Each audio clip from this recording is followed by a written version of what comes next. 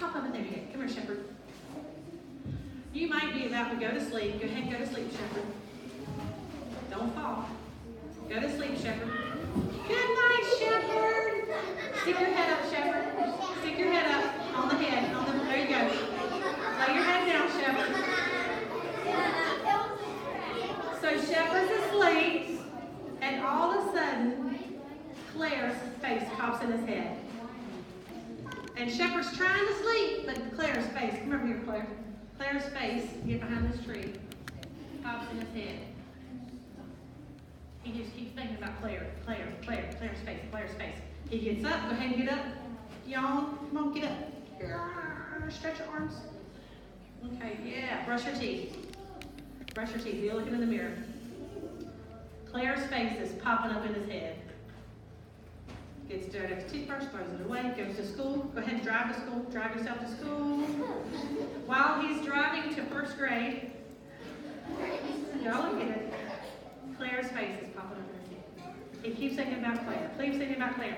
Do you think that that is God trying to speak to Shepherd? Yes.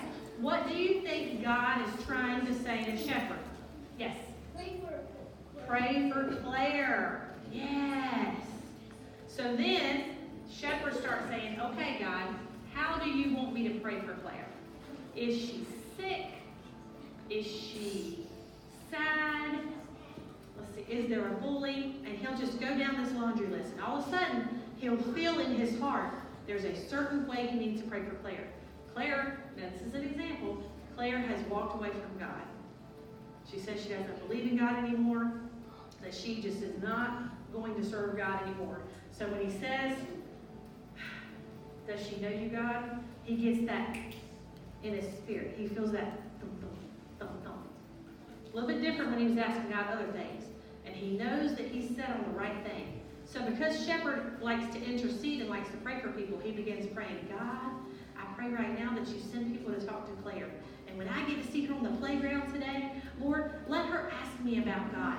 And God, give me the words to say that Claire needs to hear.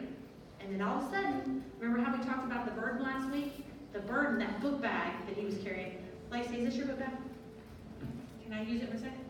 Remember that burden that we had last week? He has a burden to pray for Claire. It's pretty heavy. That's why I keep seeing her face and he keeps feeling heavy. God can make you feel heavy until you pray for that person. And then all of a sudden, he's praying for Claire, and then all of a sudden, the burden is gone. What an amazing thing. Amazing way that God has to speak to us. Thank you, Shepherd. Thank you, Claire. By the way, Claire, do you believe in God? Okay, so don't worry about Claire. Okay, she's good. So, I'm glad for the intercessors of this world.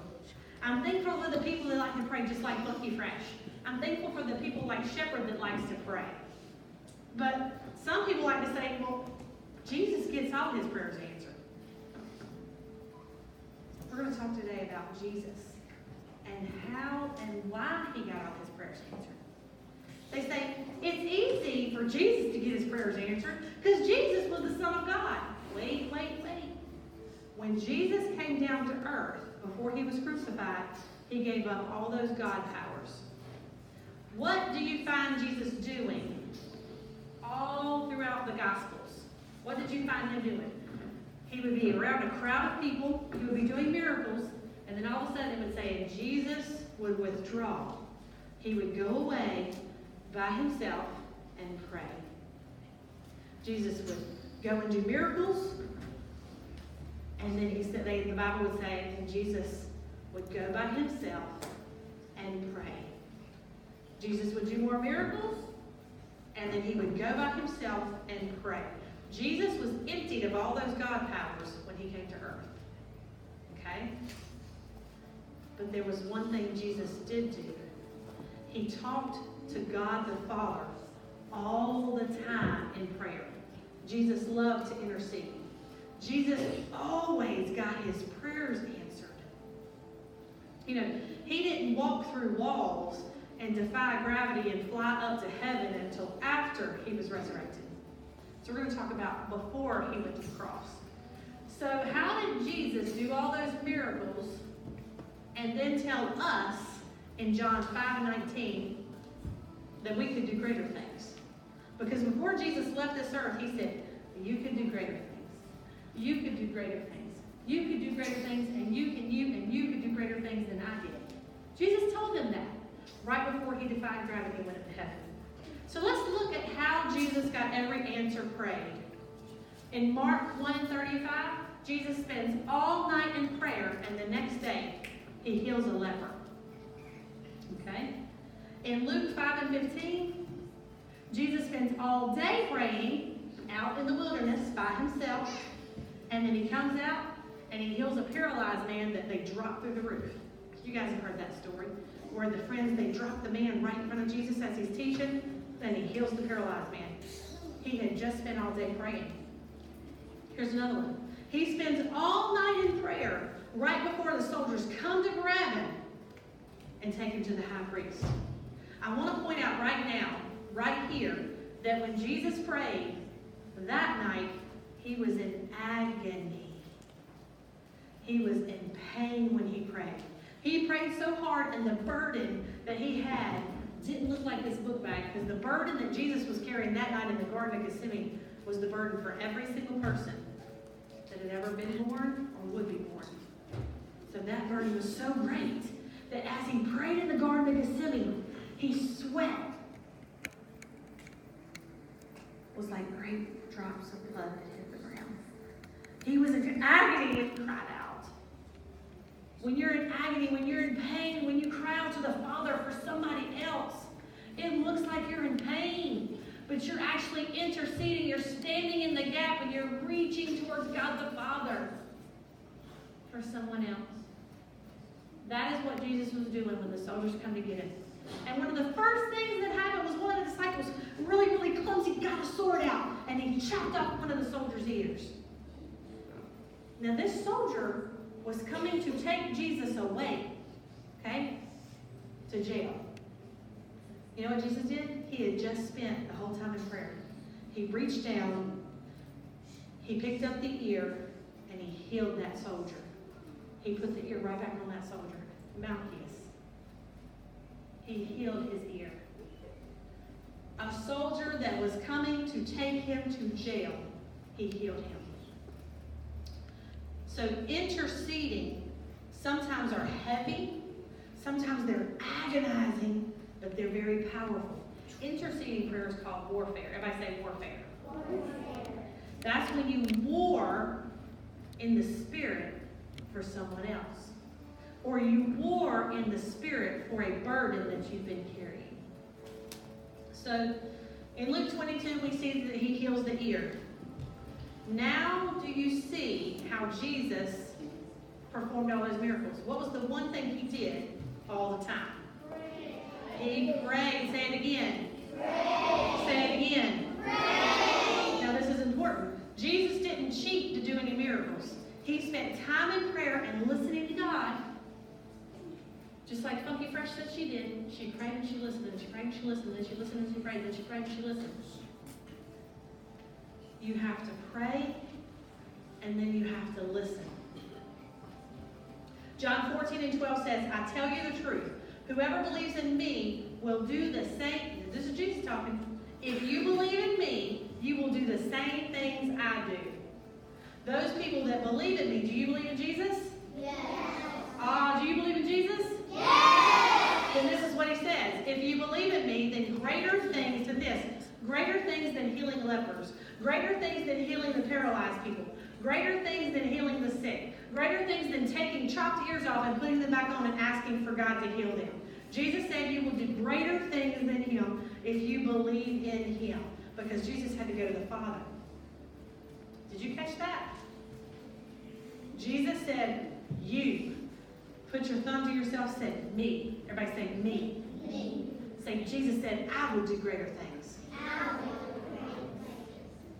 All you have to do is follow him, believe in him, and pray. So the key all this time was prayer, Ava. The key was prayer. Everybody say the key was prayer.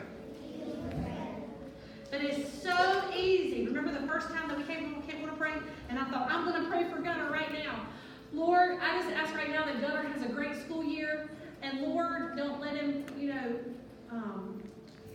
I'm hungry. I don't have any clothes to go outside and play with. Oh my gosh, and I want some sugar cookies so bad. But Lord, I need you to help Gunner. Oh, Mama's making some spaghetti. Oh, and I think she's getting sugar cookies. Lord, help Gunner.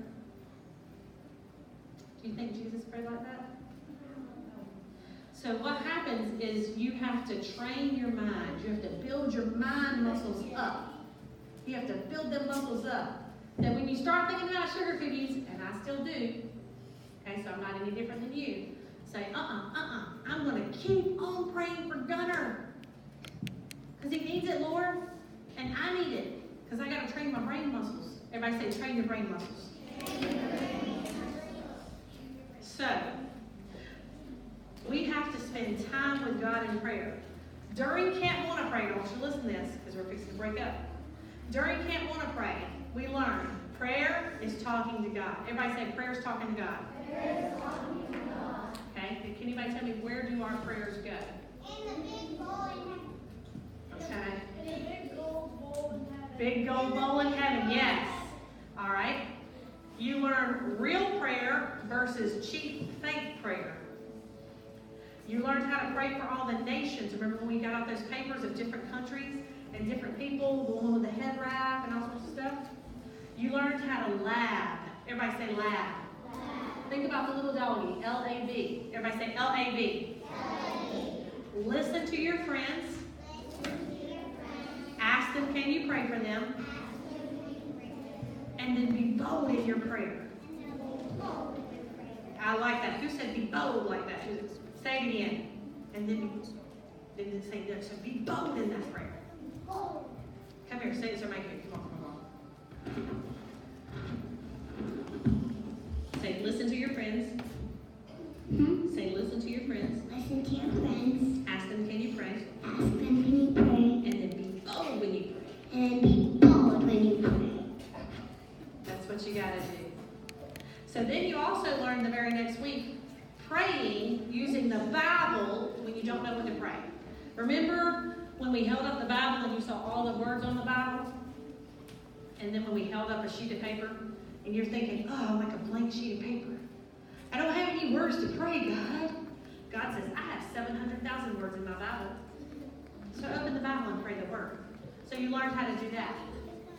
Then the next week you learned about what standing in the gap means for people. And how every single one of us have a hedge, but sometimes we break our hedge.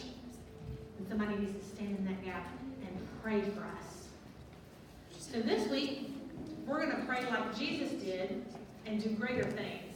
Emma, go get the sheet that's it's a big old stack to the left right out there, and bring me the top sheet.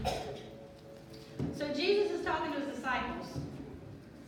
And they were like, they were like, Jesus, how in the world do you have all this stuff get answered for you? Why do you get all these prayers answered? Can you teach us how to pray? And Jesus says, no, I ain't teaching you how to pray. You should already know. Is that how Jesus talked? No, just seeing if you're paying attention. Jesus said, I'm going to teach you how to pray. And then he says these words. Our Father, if you know it, say it with me. Father, who is in heaven, holy is your name.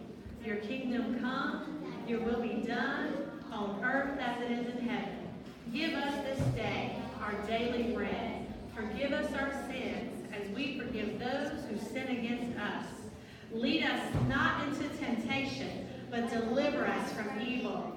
For yours is the kingdom and the power and the glory forever and ever.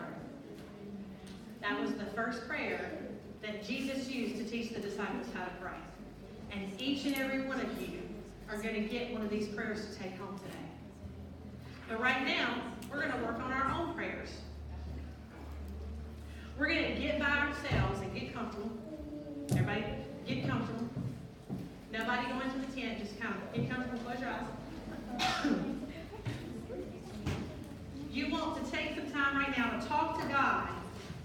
But before you begin, I want you to think about the words that are coming out of your mouth are literally going into God's throne room and being placed.